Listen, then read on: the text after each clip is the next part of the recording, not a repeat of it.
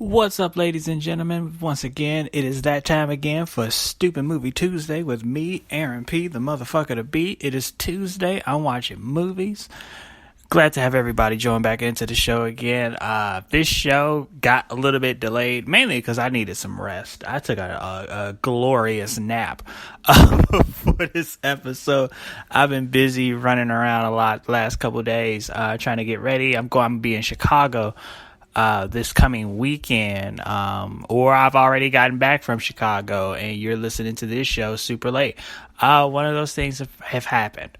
So yeah, I'll be in Chicago this coming weekend, January 27th through 30th. I hate putting a date on the show, but I just gotta let motherfuckers know if you're listening to this show before those days and you're in Chicago and want to hang, you might want to get out of playa. This week's gonna be a cool ass show, actually. Speaking of Chicago, we'll get into that in just a minute. But as always, you guys can find me on social media via the show notes. All my links are located there. You can also get copies of my books on Amazon. Just look up my name, Aaron Powell, or Aaron R. Powell on Amazon. You will find all my books. My books, though, however, if you do need to know the titles, they are in order. Dating, It's Not Complicated. How to Get What You Want Out of Life. A Great Day to Be Alive. It's All About You. The No BS Guide to Dating. And Get the Man You Deserve. That book is for the ladies. Yeah. Also, if you're in LA, every Tuesday, I am at Dave & Buster's in Hollywood at Stupid Movie Tuesday Trivia. Which is no shit. Damn. No, it's not called that. It's called Terrifically Tough Tuesday Trivia. I just woke up from this nap. I'm sorry, y'all.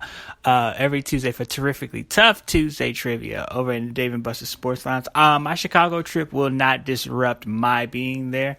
My book ended the trip, so that way I'll be there. Don't worry for both.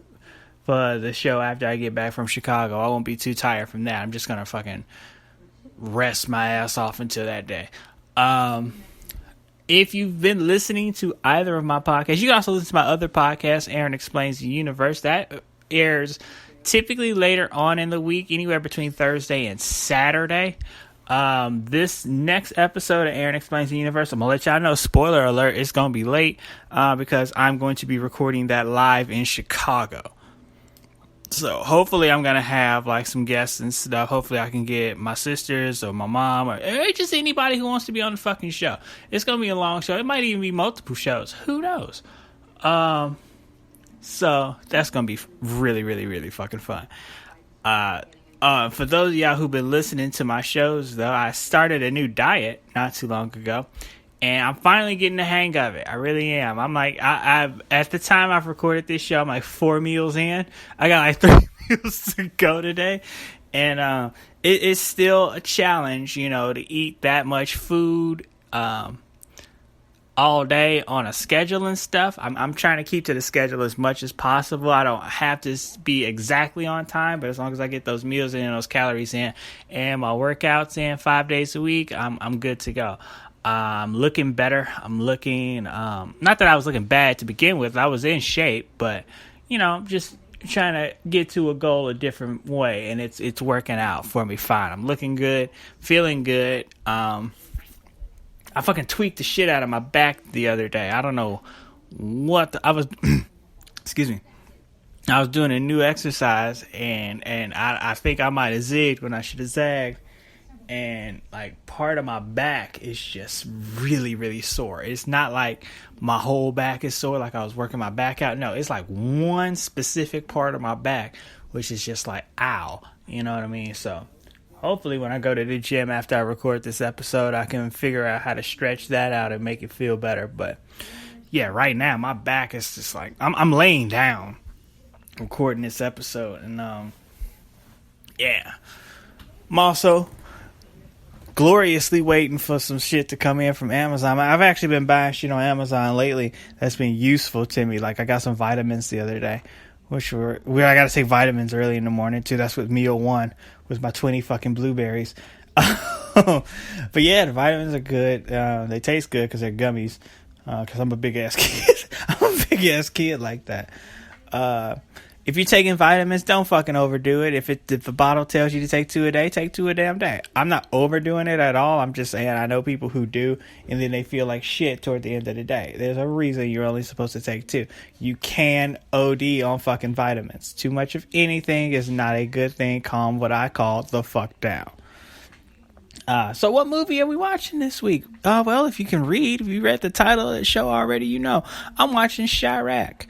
That is the only time you will ever hear me refer to Chicago is that by saying the title of that fucking movie. Because I hate the goddamn term Chiraq. I really do. I won't even get into why that even came to popularity, because it's a fucking ignorant shit. So we're just going to get straight into this movie. It is a Spike Lee joint.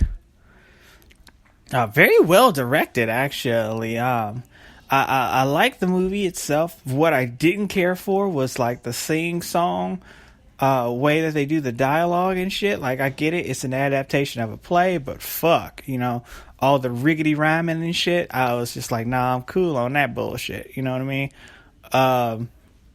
Casted very, very well. I'll get into why later on, because I remember a lot of people being angry at the casting of this movie. What's funny is this movie, a lot of the people who hated this movie never fucking saw it, and I'll talk about that as well in this review too. But let's just talk about the movie Chiraq. Now, the movie Chiraq is is an adaptation of an ancient Greek play called Lysistrata. I think that's how you pronounce it. I don't have notes. I'm not even watching the movie right now. I watched the movie a little bit earlier and stuff. Usually I do these while I'm watching the movie, or at least parts of the movie. Yeah, that's not happening right now. So I'm chilling, watching the movie and stuff. I saw this in theaters, like most people should. If you have Amazon Prime, you can watch it for free on Amazon Prime Videos. But I saw this in theaters during its first run. And what was funny to me is when I went to go see it, there's so many black people complaining about this movie and stuff, and I knew that they, people just complaining just to be complaining and shit. But at the same time, I will always support, black artists and stuff, like that. I will. I'll go out of my way to support black business as long as you're doing something positive with it. I'm not inviting y'all to send me y'all whack ass mixtapes. I'm cool on that. But went to go see the movie, and a theater full of white people. Actually, I think I was the only black person in the theater to see this movie. It didn't do that well in theaters, by the way, too. It had a very limited run, but I'm like the only black dude in the theater. My girlfriend at the time is from Nicaragua. Don't judge me on that. I date women from different countries. That's just me. That's been me for a long fucking time. But yeah, so I'm like the only black dude in the theater. But at the same time, this movie's really good. Once you get past all the minor shit, like the dialogue and stuff, which I'm sorry, I could not do the whole rhyme scheme dialogue of this shit. But it had its parts. It was funny in some parts. It got serious in a lot of parts. What's her name? Jennifer Hudson cannot act her way out of a paper fucking bag. Like, straight up. For somebody who's from Chicago, who's been directly affected by some of the violence that goes on in certain parts of Chicago, wow, I expected a better performance out of her, especially since she has an Academy Award. But jeez Louise, that broad cannot act out of a paper bag. For some reason, John Cusack's in this movie as a reverend. Yeah, that happened. Of course, it wouldn't be a Spike Lee movie if Samuel L. Jackson didn't show up. If at least 3 people from previous Spike Lee movies weren't in a Spike Lee movie, it's not a Spike Lee movie. It might be a Spike Lee production. But yeah, so like Samuel L. Jackson's in it. Angela Bassett did a good job in it as well. She also is a little extra at some points, My man Wesley Snipes was in it. Wesley Snipes was casted fucking perfectly in this movie. And so was Nick Cannon. Nick Cannon and Wesley Snipes were casted absolutely fucking perfectly. Here's why. That movie was about the violence that goes on in about 3 or 4 neighborhoods in Chicago. Don't let the news fool you. The whole city is not under fucking siege. It's literally about 3 or 4 neighborhoods that you can easily get the fuck out of and won't ever be affected by it. I know people who the ex-girlfriend in question who I saw this movie with was just in Chicago. She says it's her favorite city now. It's not that bad. You can completely avoid all the bullshit. Why is that? Because crime is usually just concentrated in a concentrated area. Most motherfuckers from the hood do not leave the fucking hood. Motherfuckers in the hood love the hood. They never fucking leave it. That's why you should honestly try not to date too many people from the hood, because after generations of just always being in the hood, most motherfuckers are still related to each other some fucking way. Put it like this: if you don't know who your fucking father is, anybody can be your sister. Anyway, so watching the movie, and I say that Nick Cannon and Wesley Snipes, who were the opposing gang leaders in the movie, cast it perfectly. Let's start with Nick Cannon. Nick Cannon was casted perfectly because he's basically a caricature of gangbangers you see today. Corny as fuck, and you wonder why the fuck are you still gangbanging? What's the fucking point? When I see anybody gangbanging, I'm 33 years old. I've seen a lot. I grew up in a not too good neighborhood in Chicago. It wasn't terrible. You know, kids could still play outside and do shit and walk around the streets all by themselves and shit. It was cool. However, there were gangs in my neighborhood growing up. There absolutely were. But at the same time, you know, I grew up in the tail end of that. You don't really fuck with kids, you know.